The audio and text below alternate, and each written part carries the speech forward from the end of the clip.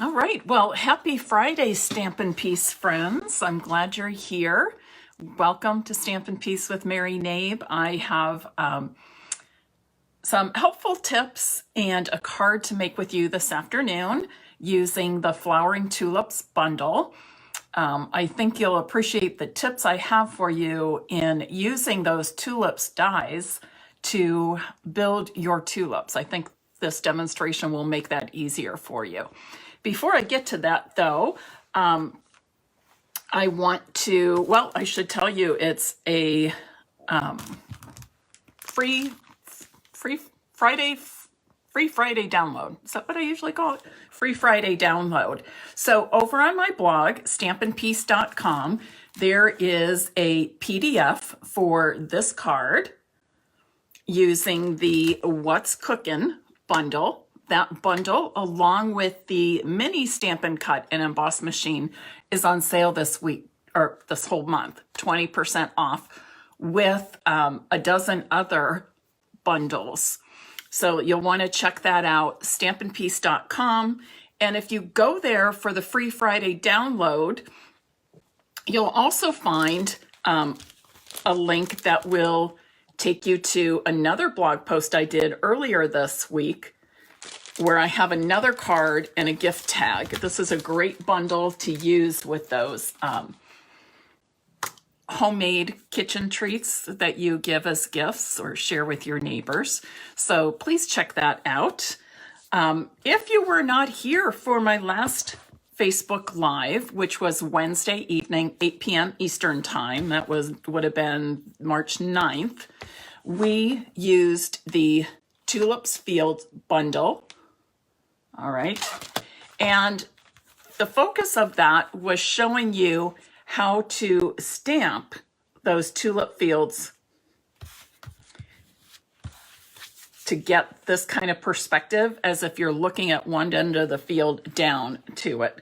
So check that out right here in Facebook on Stampin' Peace with Mary Knabe. You can find that by clicking more near the top of the home page here, and then click videos after when it shows up in the drop down. Today we're going to focus on the other bundle in, oops, I never know which way to go since it's flipped. Today we're going to focus on the other bundle in the Flowering Fields suite. That's that great big mega suite with two awesome bundles. There's designer series paper, there's ribbon, the brass brush butterflies. It's all wonderful, and you can find that in our mini catalog. I'm going to flip my camera around now so we can get started on today's project. And when I'm doing that, would you please share this live video and invite others to join us? And this is the bundle that we're focusing on.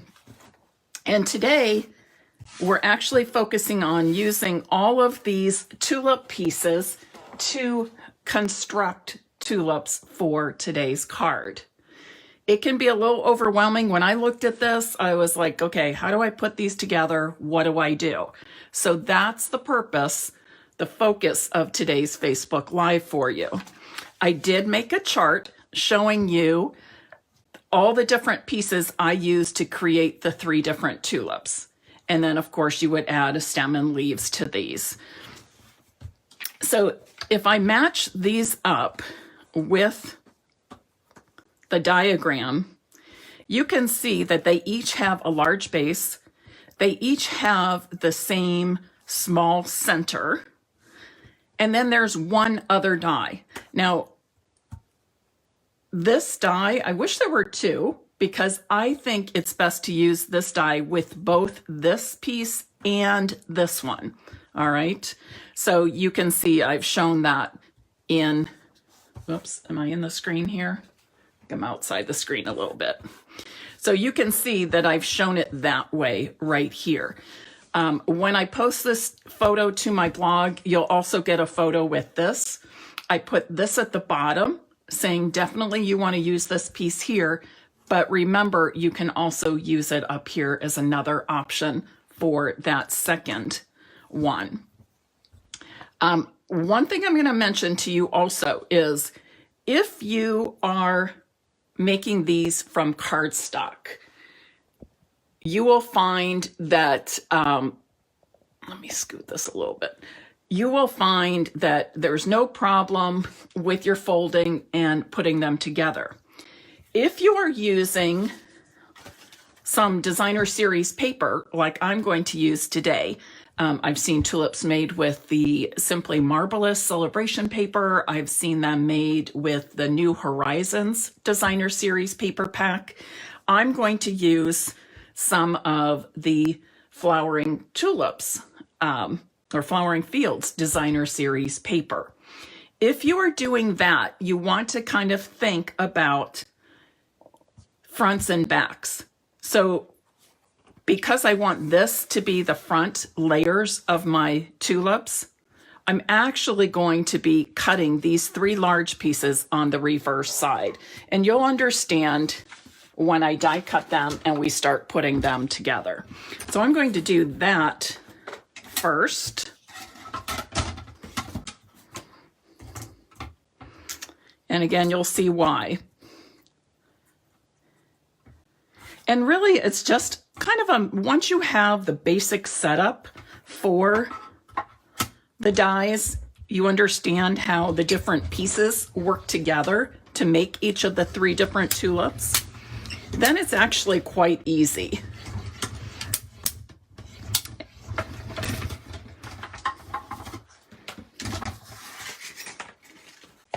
All right, then I'm going to, flip it back to the plain side. And I'm going to die cut all the other pieces, those 3 centers, the 3 small centers, and that medium piece.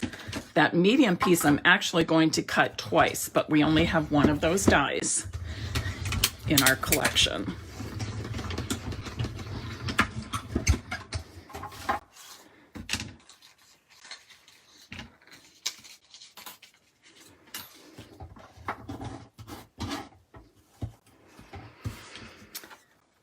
You probably, one second. Whoops, a little noisy, wasn't it? All right, you probably can't see this, but on the pieces, there is some very faint embossing, I'll say, kind of showing you some grooves in there on those petals, which just adds to the detail. Now, for the sake of demonstration, I want you to be seeing the chart at the same time I'm going to construct all these. I would suggest once you cut out your pieces, just kind of lay them out like this. And remember, those large pieces I cut backwards because they're going to get folded in, and I want more of the colors to show. Oops, I said I was going to cut 2 of those medium pieces, and I only cut 1. Where's my DSP? Let me do that off on the side here real quick.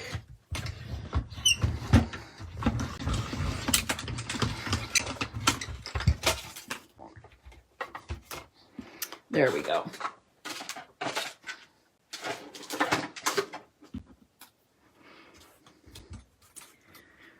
So we know that they all get a large piece. They all get this small center. And then 2 of them, I'm going to use the medium size die cut. So let's start at the top. For the top one, I'm using this, and I'm simply going to fold those pieces. And then this one is going to get inserted like that. And you can play around with it. It doesn't, if you want to put it directly in the center, you can. If you want to move it over, if you want to have it pulled up a little higher, a little lower, just do whatever feels right to you, okay? Now, when I do these, I'm going to tell you, and remember I said These 3 large pieces we cut backwards. You still might see some areas like that. And if you do, just take a sponge dauber and some ink and just go over it a little bit. And that will kind of blend that in with the rest. Of course, when we add the stem, that'll change things up too. Now, I like to use, you know how much I love dimensionals, and I like to use the mini dimensionals for adding some depth to these otherwise flat tulip parts. So I'm just using one, and then I want to use a little bit of my Tombow glue to hold down the flaps. Just takes a teeny tiny bit. You don't even need it on the whole petal or petals. Okay, and then you just want to take a moment and hold it. I just kind of hold it at the bottom. I don't want to put so much adhesive that it all lays perfectly flat. I think it looks nicer with a little bit of dimension. Okay, so that's my tulip bud. Now for the next piece, and again, I cut them out backwards because of designer series paper. If I was cutting from cardstock, same color on both sides, it really doesn't matter, right? So just go with the chart. Now, this is where I'm going to insert that middle piece and then the smallest portion. Again, I like to use my dimensionals. I'm going to put a mini dimensional at the very bottom of this heart shape die cut. And I kind of will close up, fold and close up the flower as I'm working to see if I want to move those inner pieces at all. So I have that now. And then I'm ready to insert this. I can insert this flat, or I can put another dimensional, but this time I'm putting the dimensional at the top part. My other dimensional is at the bottom part of that heart-shaped die cut. So this one I'm putting at the top, so they're not right on top of each other, which still gives it lots of dimension without creating too much bulk in the same place. Because, you know, we need to mail our cards. I don't want too much bulk in the same place. So that's what the finished tulip will look like.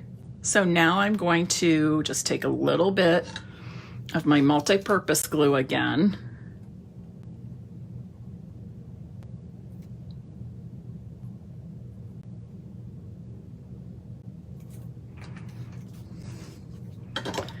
I close that.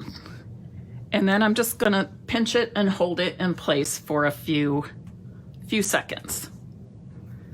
The other thing you can do, if you want to move on to the next step, like I'm going to do now, is I just lay a clear block over the top of it, and that holds it down until it's dry. Oh, Jenny, you think my nails are cute? I'm not sure. I'm just not sure. I had one of those weird moments. I picked up the ring of nail colors, and this caught my eye, and I thought, oh, kind of looks like Granny Apple Green, right? I think it's even brighter than Granny Apple Green. But I just had this moment, and I thought, I can't do that. That's ridiculous. I'm 57 years old. And then I thought, why can't I do that, right? Didn't we just celebrate International Women's Day on, what was it, Tuesday? And I was like, no, women should be able to do whatever we want to do. We don't have to get anybody's approval, or we don't have to worry about what other people think. And I thought, I'm just going for it for fun. Although I told Quan after I was done, I said, okay, that is really bright. Andrea, next time I come back will be a few days before Andrea's bridal shower. I said, I'm going to have to go back to my pink or coral or something a little more me. But okay, it'll be all right for St. Patty's Day, which I'm not even Irish, but in the training group I'm doing, the social media training group, they're having a big, what do I want to call it? An Instagram challenge. Hashtag paint the sweet green. And we're supposed to post all kinds of things about green and just have fun with it, and products that we have that either fit the St. Patrick's Day theme or are green in color, that sort of thing. So I thought, well, there's a good reminder for me to work on that over the next week. So I'm all ready for hashtag paint the sweet green next Thursday, I believe. And Instagram is a bit of a challenge for me. I'm real comfortable using Facebook. I'm comfortable blogging, comfortable putting my videos on YouTube, but I have a lot to learn about Instagram. So I figure that's a good challenge for me. And this is a fun reminder to work through that. Okay, do you see how easy that came together? Now I have 3 different tulips. All right. Again, just folding the large pieces. Here's 1 fold. Each of the others have 2 folds. And then inserting the center pieces. All right, should we make a card with those? I hope you're going to say yes, because I'm making one whether you want me to or not. All right, and I'm going to show you a little bit of a twist on, you know what, before we do that, let's cut out the stems and leaves for those tulips. So I have a stem right here, okay? There's a longer stem piece. It doesn't have a stamped image to go with it. And then there are 2 leaves, 2 stamped leaves, and then 2 leaf die cuts. So for this purpose, I'm going to simply die cut my stems and leaves. And I am using some designer series paper with this card. In this designer series paper, the green is Evening Evergreen and Soft Succulent. So I'm going to, let's see, which one should I use? I think I'm going to use the Soft Succulent cardstock to cut those stems and leaves out. But then I can add a little more dimension, and I'm going to cut each of these twice.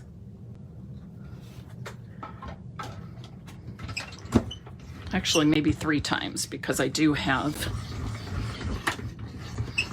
the bud in 3 flowers, or 3 flowers with the bud, I should say. I don't know yet if I'm going to use all 3 of those flowers on my card, but I'm going to cut out these pieces anyways, because then I'm either ready to use all 3 on the card, or I can use some of those flowers later on another project and still have the stem and leaves ready. So we'll kind of play with this card design as we go along.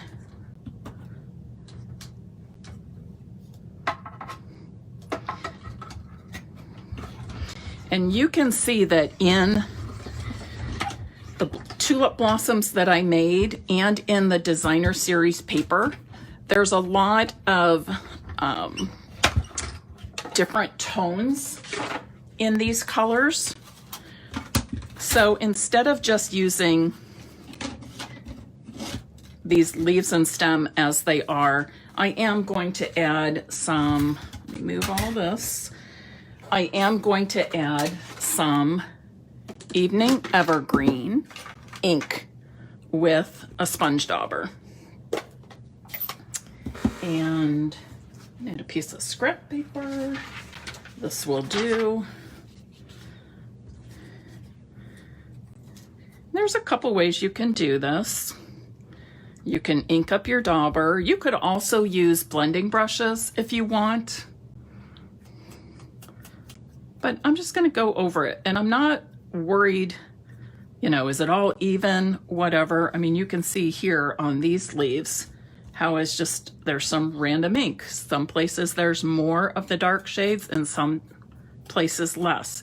If you want to go just around the edges, you can do that as well. Fun thing about this is they all turn out a little bit different.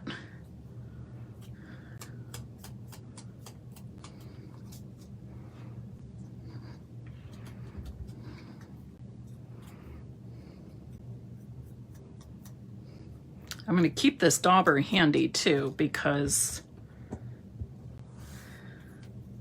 some of these leaves I might want to flip over as I'm adding the pieces to my card.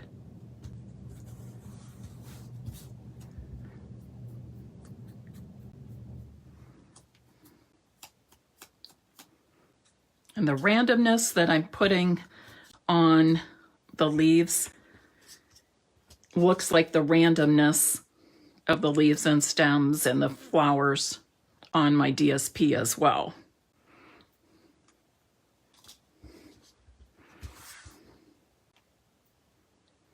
Fun thing about sponging and using the daubers, and all the pieces turn out a little bit different. Anybody can do this, right? Anybody can do this technique. You don't have to be an artist or an expert at stamping. We can all do this. A little bit of ink on my fingers. See if I can wipe that off. Okay.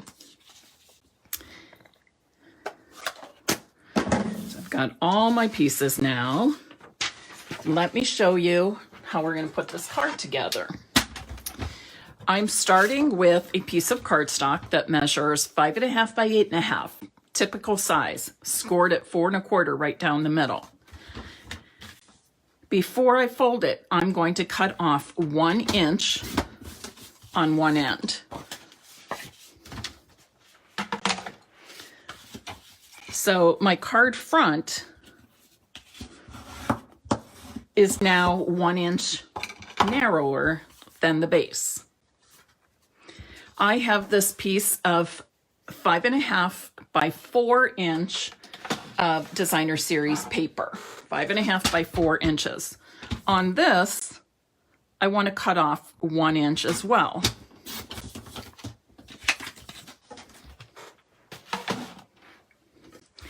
I'm going to take that 1 inch strip of DSP and I'm going to flip it and add it to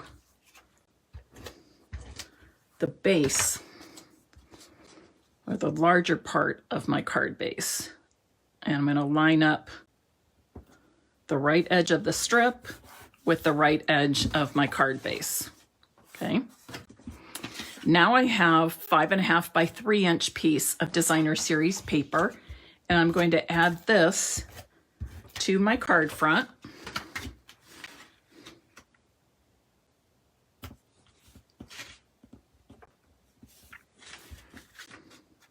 Oops, didn't quite get it all the way to the top. Let me try that again.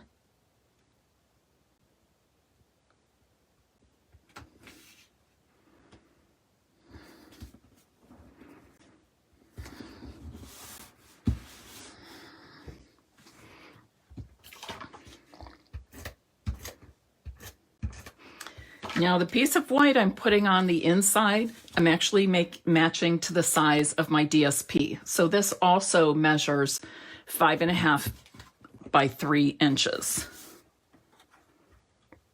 Okay, I did just have a very random thought about my nails. If I'm ever in any kind of dangerous situation, or my car breaks down and I need some help, I can always wave my fingernails. Hey, help me out here. See, it's good to just play and have fun. All right, so now I have all these pieces. I'm actually going to add a piece of white. Where did it go? I will cut this. And I'm just going to make this, let's see, I'm not exactly sure what size I want to make it. So this is 3 inches. I think this 3 by 4 1/4 may be larger than what I want it, but I'm going to start by making it a little larger. Oh, you know what? I think this might, I'm going to go down just a little bit on this. So I'm going to make it 4 by 2 3/4. Wait, is that the right size? Is that proportional? I'm trying to think. Yes, that's what I'm going to do.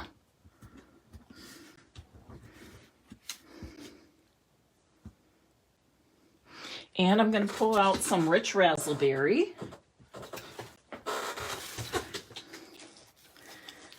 And I'm just going to mat that piece on some rich raspberry, so it really helps it to pop. So I'm going to make this piece 4 1/4 by 3 inches. 4 1/4 by 3.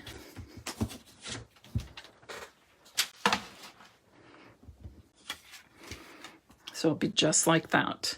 Now, before I put these pieces together, I'm kind of going to want to arrange my tulips on here.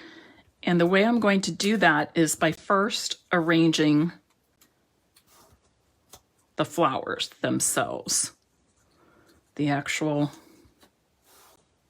blossoms. Let me try it this way.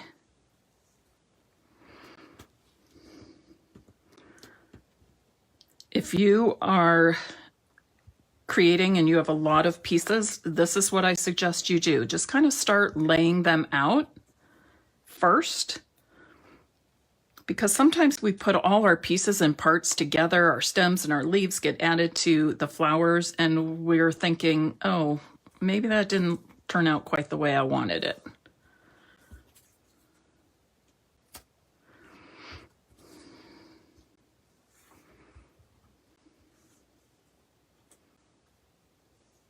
Okay, I think I'm going to go something like that. And if they go off the white, that's okay as well.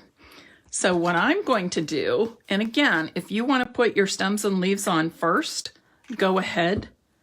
But for this demonstration, oops, I think I've got this upside down, don't I? For this demonstration,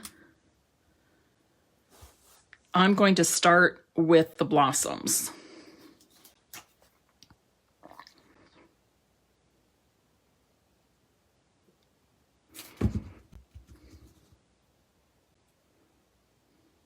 On that stem, I actually just inserted the tip in between the layers. Then I'm going to add this big tulip. Let me get it kind of close there. The flowers can overlap each other a bit. That makes it kind of fun.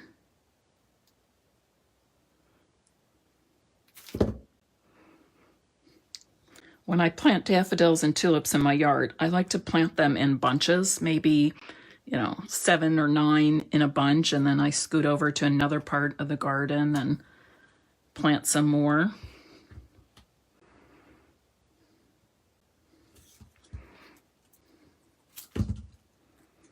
Rather than planting the individual bulbs with lots of space between each one. You can flip the direction of your stems, making them go different ways. And then I'm going to add some of these leaves. Now the leaves, I know somebody's going to ask, which direction should these go? They should go whatever way you want them to go, right? You can look at the photos if you want, but really they could go either direction. So if you want to put them a certain way to make them fit a certain way, by all means do that. I'm going to put all of mine on with the multi-purpose glue, but because I got the dimension in my flowers already. But if you want to pop some up on dimensionals, by all means, go ahead and do that.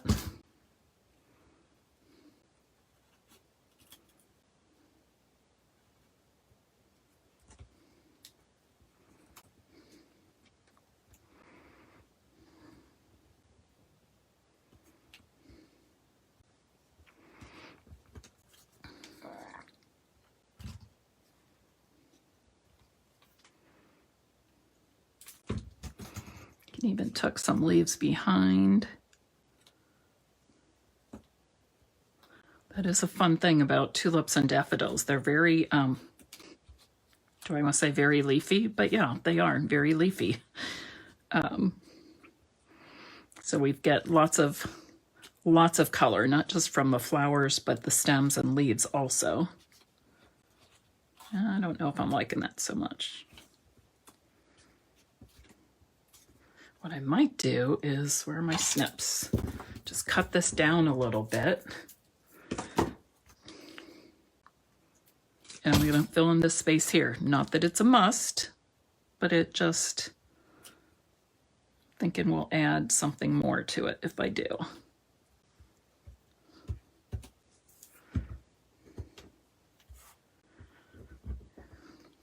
Well, my fingers don't want to pick up so well.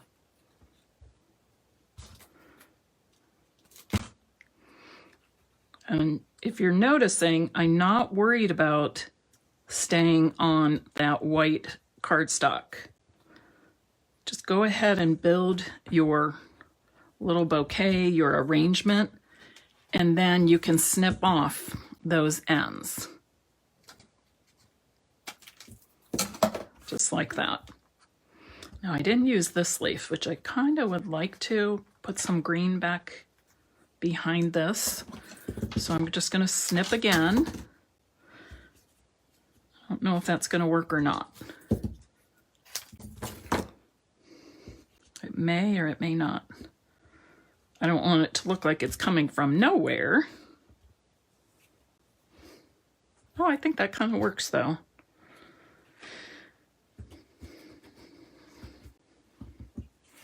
And then this is what I have. All right. I want to just add some light color around this white so it doesn't look so stark.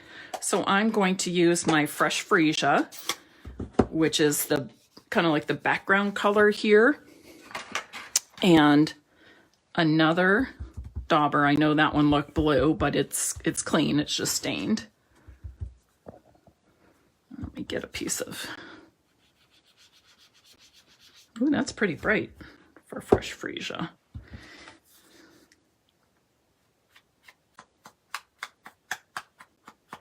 I'm just going to go around the edge, soften that edge a little bit, maybe get some more color towards the top here by swirling that on.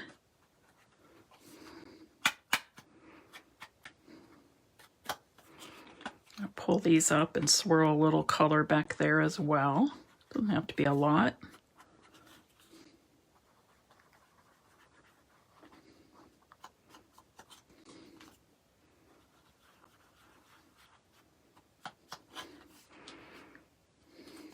Ooh, okay, I think that's good. I'm going to stop right there. Sometimes I get a little excited about my sponging and then I end up putting on more color than I want. But that's, again, like pretty much everything we do, a matter of personal preference. Now I'm ready to add this to my rich raspberry cardstock layer. Center that on there.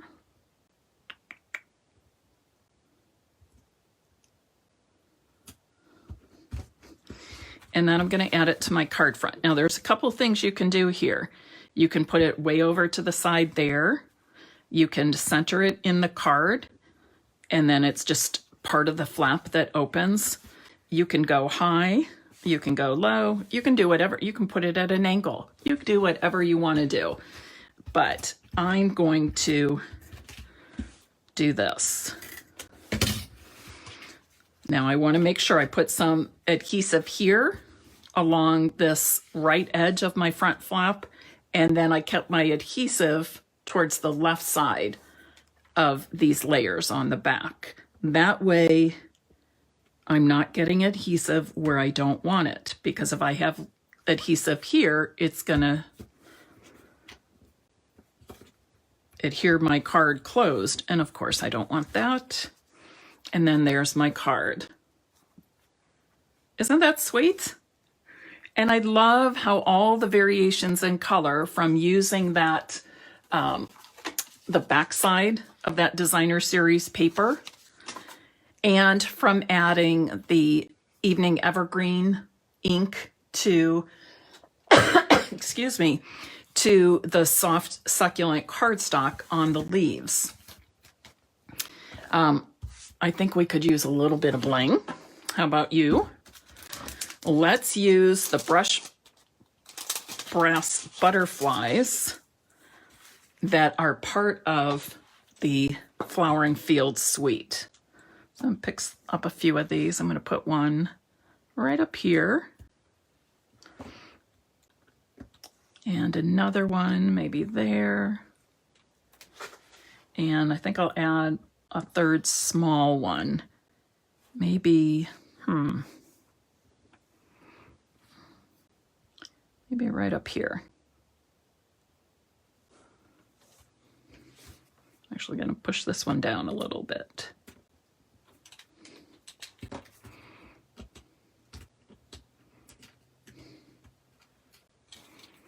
Okay, I picked it up and removed the adhesive from it, so let me just set that there for now, and I'll fix that up later with a glue dot. That's what happens when I change my mind, but no worries, I can add a glue dot to the back of that other one. I like that.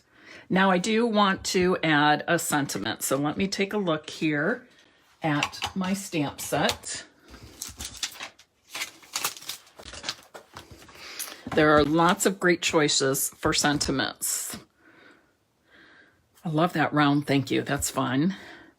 No one deserves a happier birthday than you. Just thinking of you today. Love you so much. Happy Mother's Day. Let today be the start of something new. Lynn, Kim, are you still with me? Why don't you pick a sentiment and we'll figure out where we're going to put it, either the front or the inside. But Lynn, you decide what sentiment I should use today.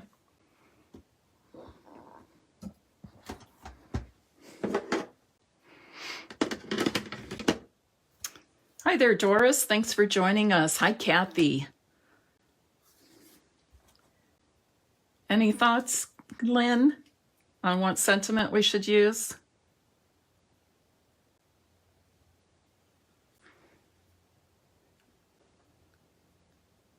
No one deserves a happier birthday than you. I will do that then.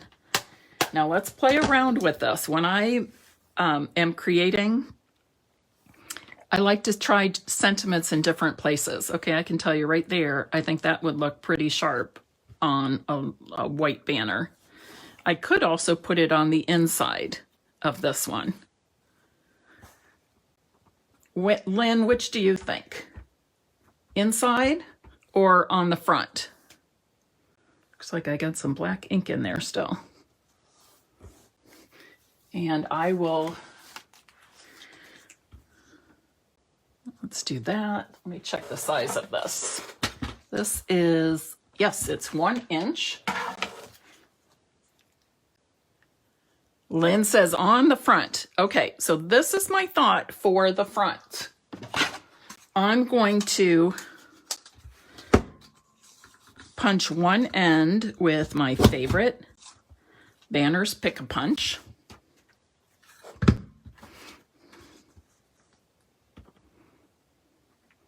I feel like that's going to get, I think I want to do this. So I'm going to stamp this. And I'll stamp it with Highland Heather, and I'm going to stamp it as close to the banner end as I can.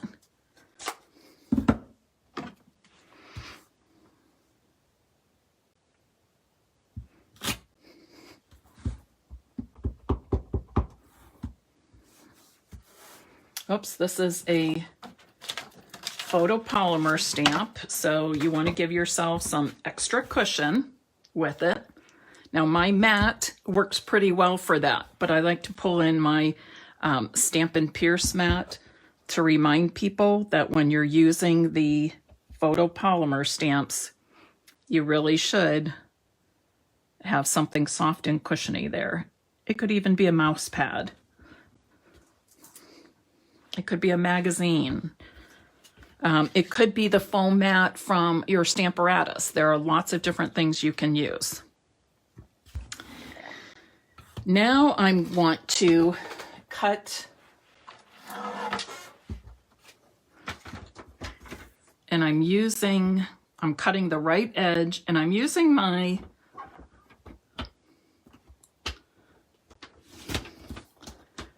paper trimmer, but you can cut with snips if you prefer.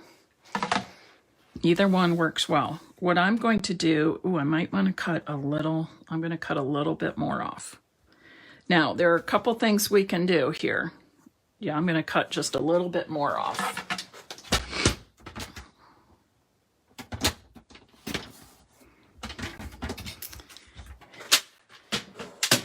Now, there's two different ways we can do this. We can just put it on there just like that. I did want this right edge of the banner to match up with the right edge of the card base. But it could go on like, oh, I think I like it down a little bit more. Okay, so I could adhere it here. The other thing I can do is I could adhere it right here. So then it acts as a closure for my card. Not that it's really all that necessary. What do you think? Which way should I go? Adhere it to the front flap or adhere it on the right side and use it as a closure? I think both would work really well.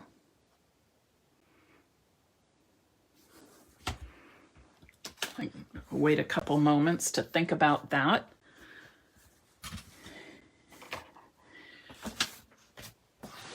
Somebody will win this card, so I hope all of you. Lynn says, use it as a closure. Okay, I will do that, Lynn.